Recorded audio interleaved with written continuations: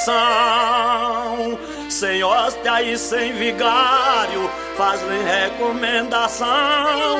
Fique contrito que agora nós vamos pedir perdão. Ei.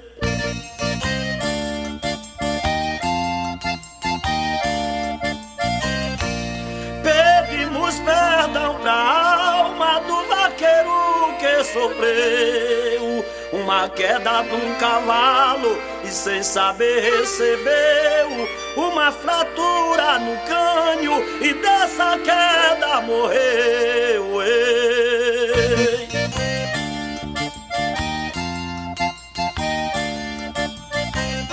Perdão pra alma daquele que entrou numa contenda e morreu trocando tiros na extrema da fazenda, onde se merece ter o seu lugar de encomenda. Ei.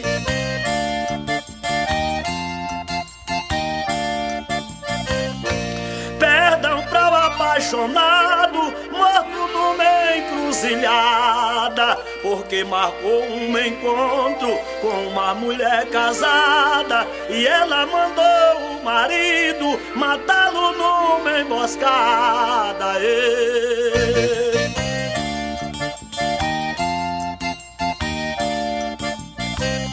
Perdão para o vaqueiro bravo que fez da luta uma guerra, que se sumiu num abismo onde um mistério se encerra. Ele, um cavalo e a reis numa quebrada da serra. Ei.